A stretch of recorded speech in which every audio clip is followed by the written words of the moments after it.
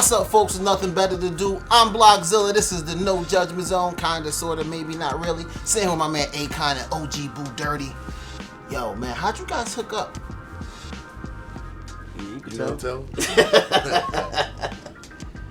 Basically, we hooked up on the Humbug, which mean like they were working with an artist. My brother, I called my brother, we've been together a minute. Young Thug, he came to Memphis. When he came to Memphis, Company Cartel had a representative there. And me and Thug went to the studio. And while we were making history, we were making music, we were doing everything we were supposed to be doing, the representative was in another room in the studio listening to my music, trying to find out who I was. What made Young Thug want to be at the studio with me. So make a long story short, he heard one song and he walked in the room like, yo, I'm gonna take this to Akon. If Akon don't like this, he ain't no real nigga. Yeah. You know what I mean? So when I heard it, went in one ear and out the other. A couple weeks passed, no sign of Akon. So me as a typical black man, I'm just like, you know what I'm saying? Like, I don't even care no more. I'm back to hustling, back in the streets. Call come through. And it was him. He was like, yo, big dog. I'm like, oh, big dog. You got the wrong number, it's Akon. Like, hold it down, Tom. Don't you do nothing. This me, what's up? You know, he like, no, I just heard a lot about you. Listen to the song, man. I want to get with you. Flew me to Atlanta. But when that happened, right, not to cut you off, sorry to cut you off. When that happens, right, and you know Akon just called you, the guy who found so many big artists and helped launch so many big artists, what goes through your mind like that as a boss, as a hustler, as a rapper? What goes through your mind at that moment? I wasn't really even looking at about who he already had helped because I was a fan of his situation. You know what I mean? So it just was, I was grateful and thankful just to be a part of his situation instead of thinking about the Gagas and the T-Pain and all of them. I wasn't even, my mind wasn't even focused on that. My mind was focused on what I'm gonna present. Like he say, bring 3 songs to the table. What 3 songs can I bring to present myself? So it kind of hit me strictly like number business. Yeah. You see what I'm saying? Because I already been down the road before and I know the mistakes I made before. And I made sure I wouldn't make them with him. So I feel you. And Akon, when you got artists like T-Pain and Gaga under your belt, right? What do you look for when you take on a new artist? No, I think the system, like I tell everybody, the system don't change. Everybody got to go through the same process no matter who you are, how hard or how much your city get behind you. Because it's even worse to put somebody out that the city's backing and he comes out there and he fails, but he fails under your watch. So it makes the situation more difficult now because it's so much that the artist has to learn, it's so much that the artist has to go through, it's so much red tape that has to be cut just to open this certain channels for that artist to be successful. And sometimes the artists themselves may not understand it because they so in a hurry to become a superstar or so in a hurry to let everybody know that they popping, that they kind of misunderstand some of the processes that has to happen before you even come out.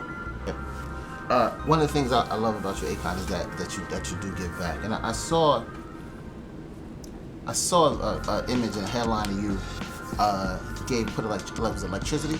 Yeah, electric. And the whole, how many people was it? Well, I have just to kind of give you a overall. I have an energy company in Africa, and our goal is to electrify 48 countries in Africa by the year 2020. Yeah. And when we finally accomplish that goal, we'll be electrifying and impacting over 600 million people. Yeah. We're now currently in 14 countries, and we kind of built that within the time we started to now, and we're in 14 countries in 3.5 years. So the goal to be in all 48 countries by 2020 is actually very doable because of the fact that it's so needed in Africa. You know what I'm saying? And we're doing more renewable energy. We're utilizing solar as the main source of energy there. And it's an off-grid project, so it moves a lot faster. And then what keeps it even, makes it even better, and why it's going to be sustainable is the fact that we actually using the locals to be the catapult of the project. Like we pick the locals to be the employees, we train them, you know what I'm saying, how to install all the products, how to maintain the product once it's installed. And then they got jobs. It's not like you handing them anything. It's not a charity. Like we're creating jobs so they can be able to feed their own families and build their own enterprises. within their own community, and that's the whole aspect of it. And I ask you that because that's amazing and that's fucking phenomenal. But when that news broke when it first happened, right? I don't know if it first happened, but when the news broke that you did that, it was around the same time, or exactly the same time, the Caitlyn Jenner situation came up, and it totally pushed that under the radar. No one cared. Not to say they don't care, but like no one was paying attention to it the way it happened. When you saw that and was like, oh, was it like, oh, damn? But then when people sort of came out, like, hey, look what Akon doing over here too. Like, we're paying attention to this, and we should pay attention to something that really, really matters. You know what I mean? I mean, in so many ways, though, I think that Caitlyn Jenner situation, as much as that's not what I would personally believe in, it was a blessing even for the project, you know, because it was because of the Caitlyn Jenner piece that people even noticed what I was doing.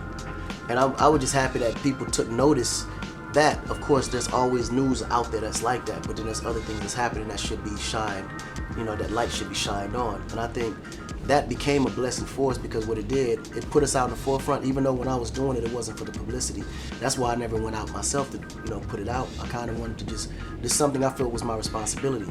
You keep it hood, you keep it, you know, the stuff that people like to rap about, but you drop those jewels, like when you rapped over the Change Gonna Come beat, and you drop those jewels, and you show the video of you doing, you know, hanging out with the kids and being a positive influence on them while still being a real G. You know what I mean? That's what I like about that. Is that one of the reasons why you hooked up with this kid? I mean, it was many reasons why I hooked up with him. You know, what intrigued me the most was the fact that regardless of all the conflict that came with it, he was more, he was like, he was a family man. You know what I'm saying? And I saw it, and I saw I judge this character by how he treated his kids.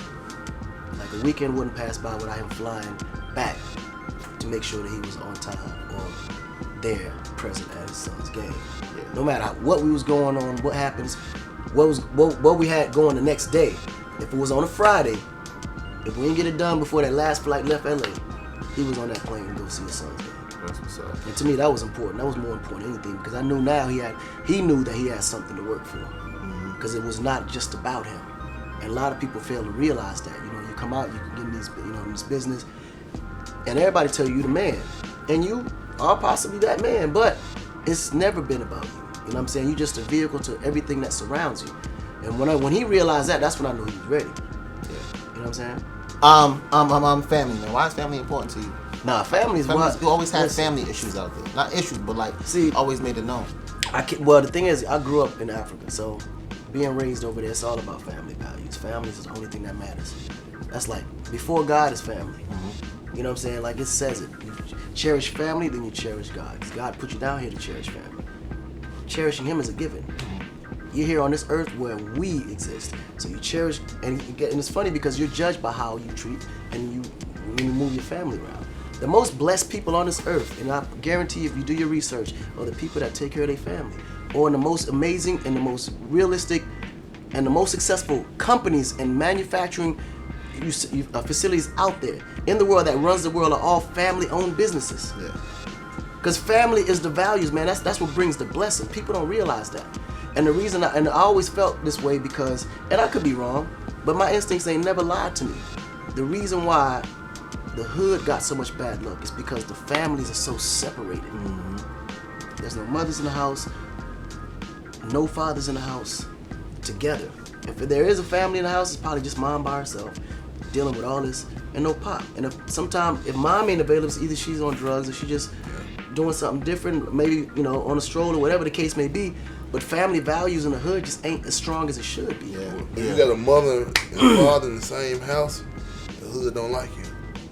You know what I mean? Like if you blessed with a father and a mother at the same time, like it's a chip on your shoulder to walk through this hood because you blessed. Like you just live here, your family poor. Like you still got family. Like there's people in the projects here, they just didn't have family that reached out and grabbed somebody else that made them family. You see what I'm saying? Like it go family means to me like I can go party, pop bottles, throw money with all my friends, but at the end of the day, if I go broke, they'll fade away. The same cousin been right there that you hate to tell you I told you so, this and that. You're gonna be the same person pick you up. Absolutely. Man, I'm telling you, if you ain't never took nothing else from this interview, I promise you, as soon as you change your outlook on your own family and you do your part for family, your luck is gonna change. And he's prime example. Yeah. Before his luck changed, you could just tell he was in the street. Yeah, he was in his son's life and all that, but he wasn't really in it. He had one foot in, one foot out. The moment he dedicated his time to his son and his family, his luck completely changed. You look at him right here. Yeah. Completely changed. That's amazing. Shout out to you two for coming in here and talking to me. I really, really do appreciate that. I appreciate Global Grind, Blockzilla, folks, nothing better to do. We out. Peace. Godzilla! Yeah.